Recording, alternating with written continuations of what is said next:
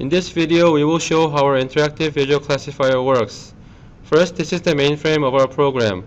We have some menu bars and some buttons on the left to perform the tasks. If we load the dataset to the iVisClassifier, we get the option to run the LDA dimension reduction.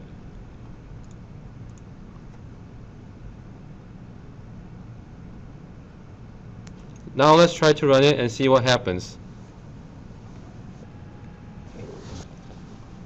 The numbers you see in this scatter plot is the original labels of the training set.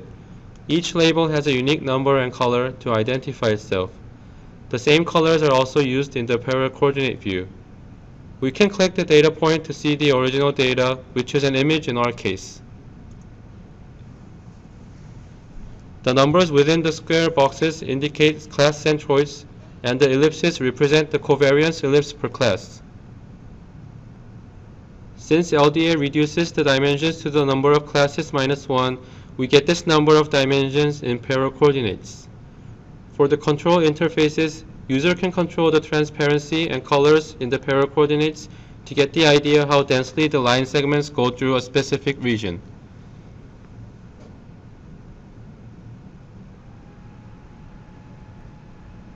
By the way, this black line represents a test data whose label is unknown, but we'll describe it later.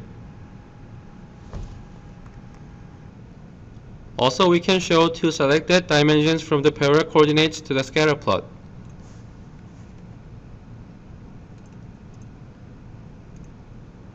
In terms of data filtering, we can filter the data in two ways. First, data can be filtered in the class level through selecting which classes to display in the views. Data can be also filtered by the mouse selection both in the parallel coordinates and the scatter plot.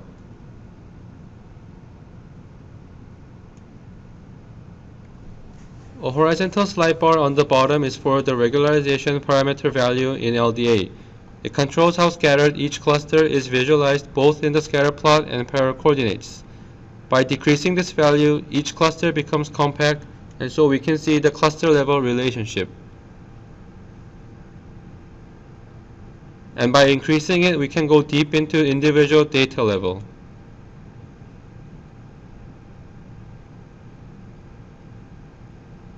So for example, we can see which data looks like outliers from its clusters, and we can see which part is overlapped by different clusters. These are the images reconstructed from the LDA basis.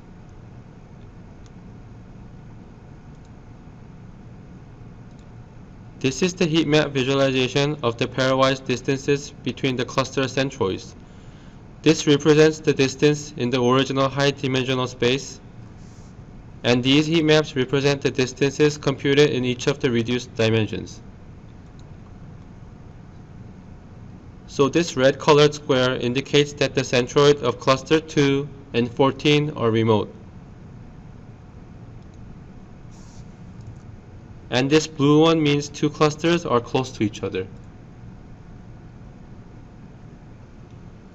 If we click this red square, we can see the actual data items in each cluster. And through this slide bar, we can overlap the basis image with the original images. So we can see that this dimension mainly takes into account the forehead part. This class has light pixels in this region, and the other class has darker pixels, which makes them far apart in this dimension. Thank you for watching the demonstration of the interactive visual classifier.